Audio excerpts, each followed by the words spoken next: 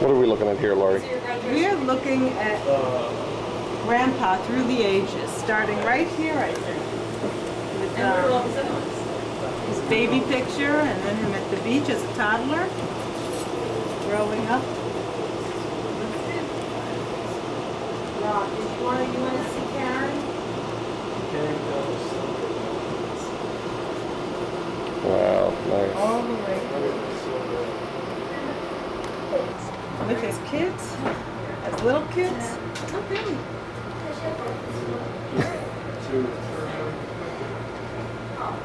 Oh. Were you in the Navy?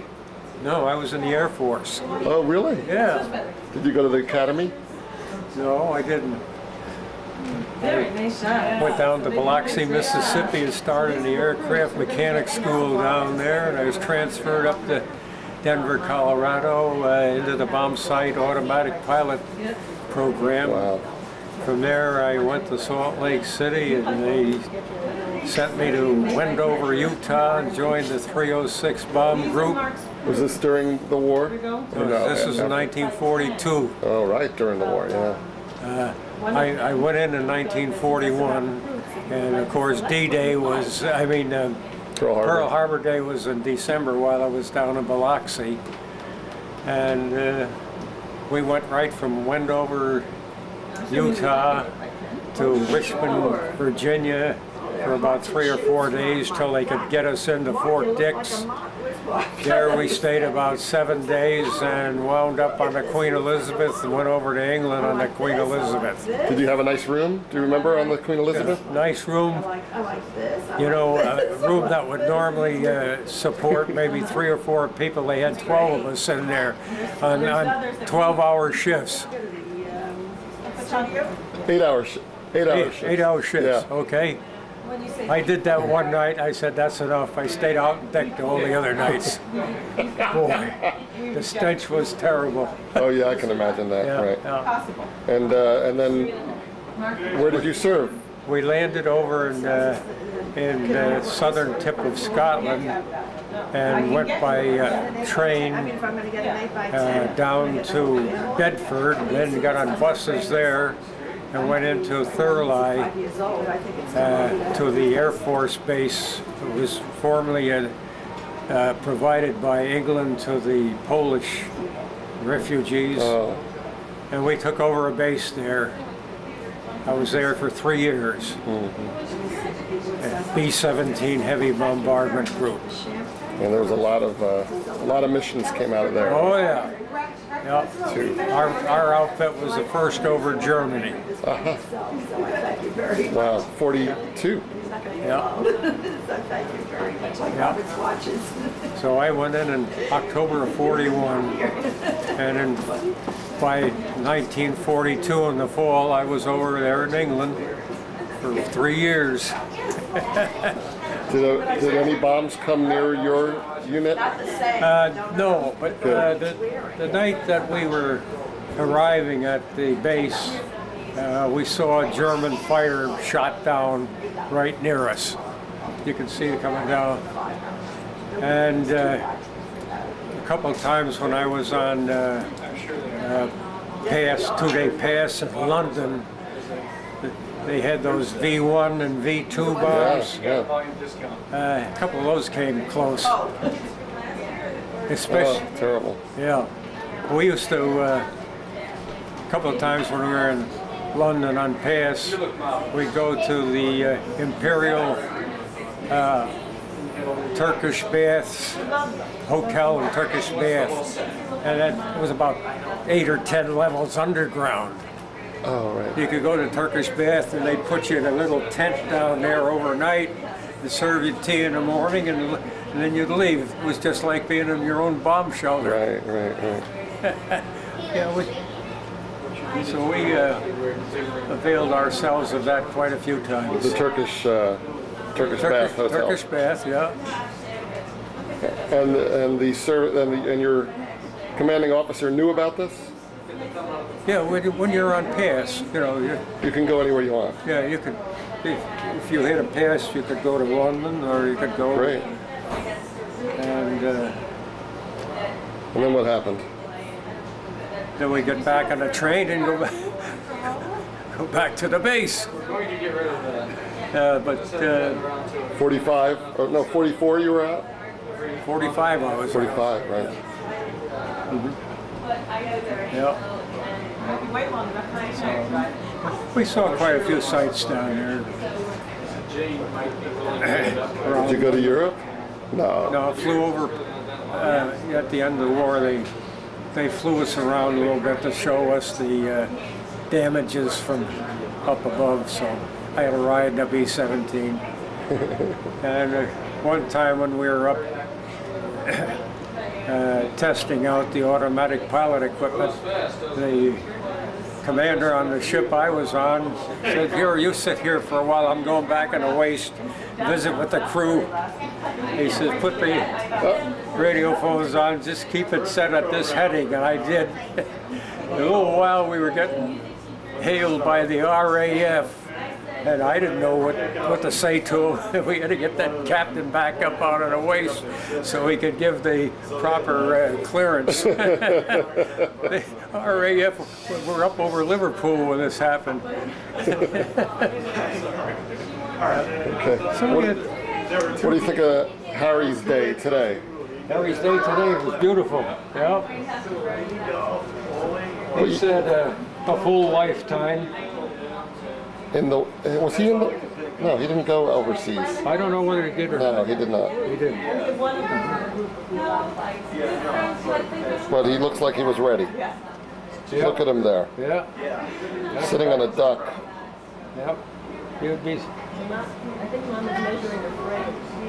Into the height of the war, they're amazed to see the number of planes, heavy bombardment planes forming up overhead to go over and bomb in Europe.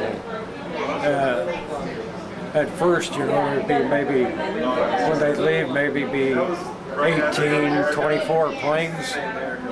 By the time the war had proceeded for a couple of years, there'd be thousands of them up in the air. Thousands! You can't believe it's unbelievable until you see it. Not like 100 or 200. No, thousands. Boy. Did you ever go up on a mission? No, I didn't. Good. I couldn't get on combat. Okay. I had a couple of friends there that were just, enlisted men with me, and they needed some fill-ins overseas, so after a little orientation, they were put on crews. Two of them that I know of never came back. One kid from Pittsfield, Massachusetts, Dick Daly. Another fellow from Ohio, but Frank Zeck. His first trip, he never came back. That's terrible. Yeah. And then you went home in 45? Yeah, I was discharged around the middle of September in 45. Oh yeah. It was all over. Yeah. And then what? Then what? Were you married at that time? No, I tried to get married. She came down to see me when I was at Fort Dix for those few days before we boarded Queen Elizabeth. I went into the chaplain down there to see if we could arrange to get married. He says, "You better wait until you get back." He says, "I can't do it now." I said, "Okay." And then you came back. Yeah, got back. Yeah. We had. So then when I got back, we got married in the following February. Where did you live? Up in Albany, New York. Oh yeah, you were there all that time. Yeah. So the wedding was in Albany. Yep. The wedding was in Albany. We went to Montreal for our honeymoon. Oh, yeah, that's good. It's like going to Paris, sort of. Yeah. French. The most interesting thing was coming back. We were supposed to fly back to Albany. We got out to the airport. We're told that the plane had already gone. I don't know. they weren't quite as efficient in those days running the airlines. All right, they didn't double check the passenger list. So we had to repair back to Montreal, get railroad tickets, and the only train going back was a local, you know, made stops here and there and there. On the way back, my wife got sick, and the train stopped in Cohoes, where she lived, and she says, "I'm getting off here. You take the bags back to Albany. I'll when I get better, I'll get back to Albany." Wait, this is after the honeymoon? Yeah, on the way back. She stayed, and you went home? She went to her mother's house in Cohoes. Oh. She was very sick. Yeah. She said, so I unloaded, got all the stuff, and got a cab and went home. When I got in Albany, we were living at we were going to live at my mother's house until we got a place. So I went there without a wife and the bags and everything. So after a few days, she recuperated, and we finally got back together. Came back. Okay, good. Weird story. And then what happened? Then 4 kids. 4 kids, yeah. Yep. Who was first? Jerry. Geri. Oh yeah, Jerry. Yes. Yeah. Then Kevin. Then Timothy. And then Maria. Yeah. We enjoyed them all.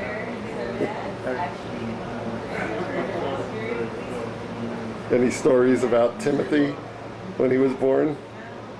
Timmy, when he was born, he was the one that my wife was able to give birth to quickest. I dropped her off at the maternity hospital, went up to Cohoes to pick up her parents and bring them back. In the process, Tim was born. He was born before we got back to Albany, and it was, you know, within an hour. So that was really cutting it close. So you didn't even park the car at the hospital. You just dropped her off and picked her up. Yeah. And what else? I want to hear more about Tim as a kid. You want to hear more about Tim as a kid? Yeah. Oh, I got a big kick out of him. Well, of course, as a baby, he had a problem. When he was just a little toddler, some way or other, he got by my wife at the cellar door and fell down the cellar steps. Oh, wow. She called me up, and I had to rush home from work, and we got him over to the hospital. I had to leave him there for 3 or 4 days until they got clearance that there were no serious damages to his head or anything like that. So that was his first experience. Then on Sundays, we'd have to take turns going to church because there were 4 kids there. We used to put Tim in the playpen, and we had the playpen outdoors one day, and he get up over the top of the playpen and toppled out of that. Then as he got a little older, I got him into the Little League playing baseball, and it was in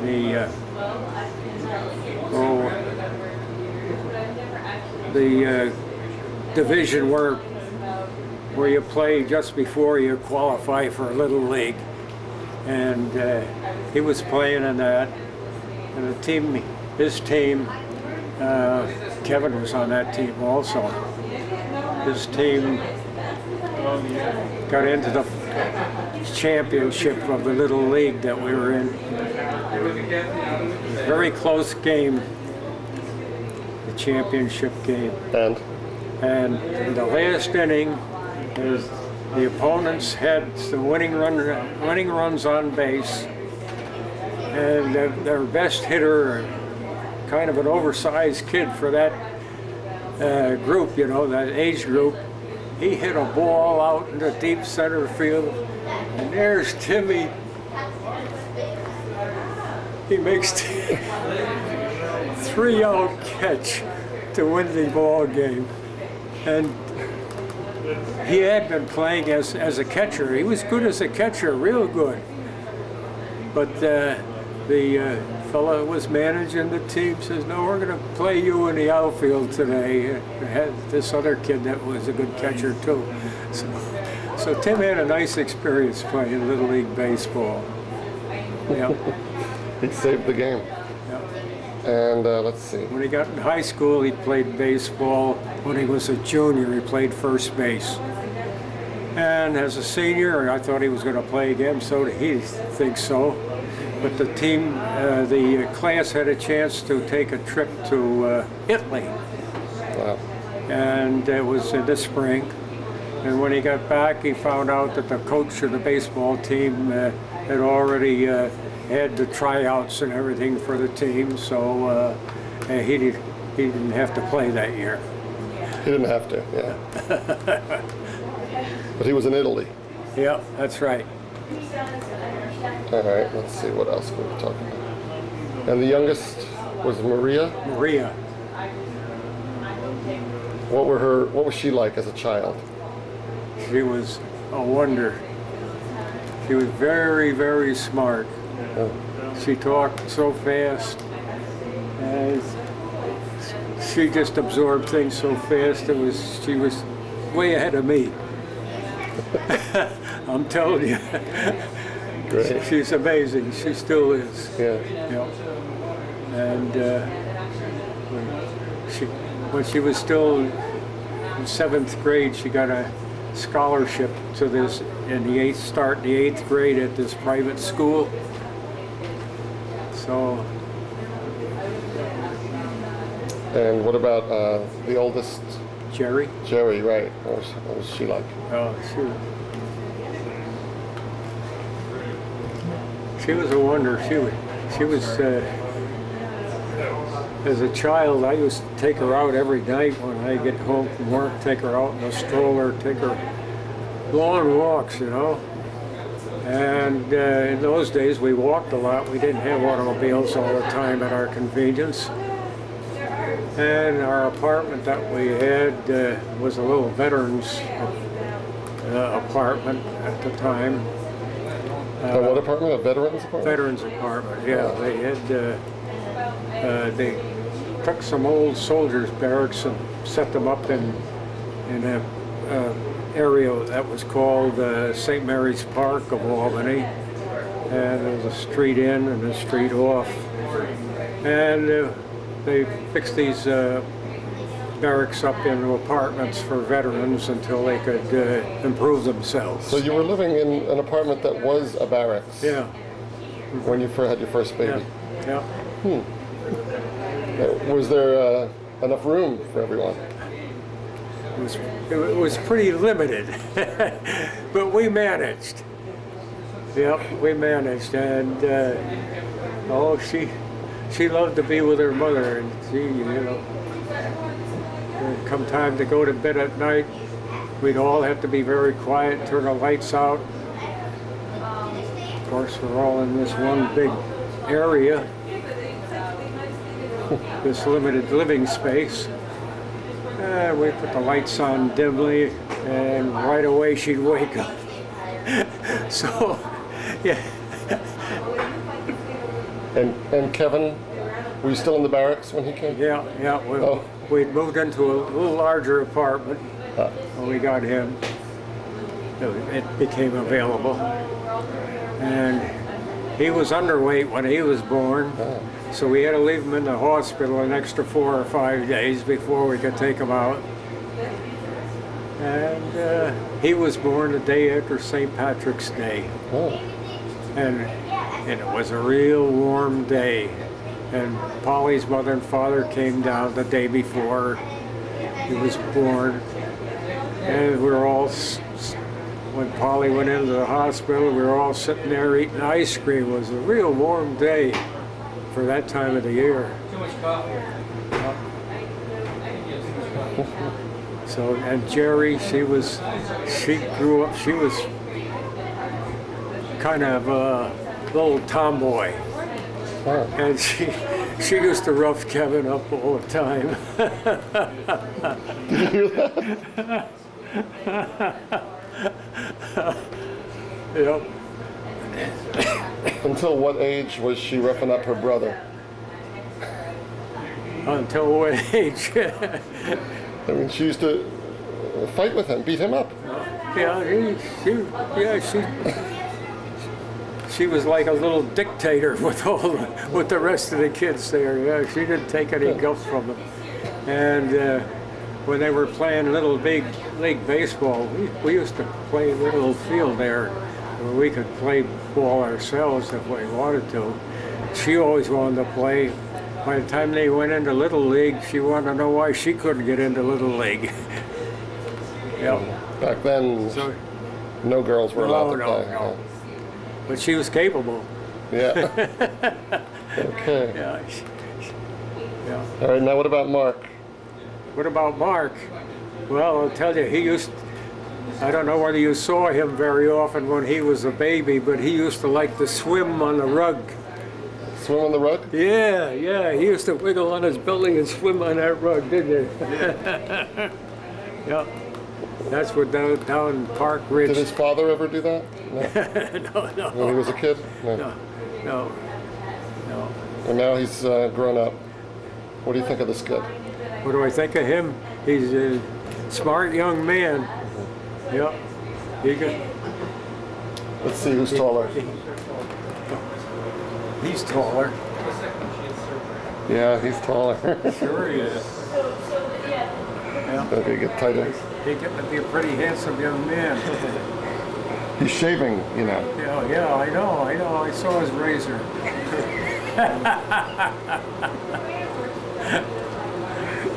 Well, he is part Armenian, actually, so. Okay, you two, wave goodbye. Get together.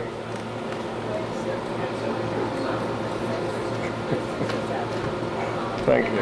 Okay. Okay, Harry, tell us about today. Well, it's been a wonderful, wonderful day. It's just having family and friends in a very, very cordial, loving atmosphere. And I enjoyed it very, very much. So happy that you, Gary, Lori and family, Debbie and family, Jane and family were all here. And we went out to dinner. We had a very nice dinner. Everybody had a good time. And I'm standing right by a beautiful wood sculpture, a wood carving that Michelle gave to me in Canada a few weeks ago. And I have it here and I look at it, and it's just an expression of love.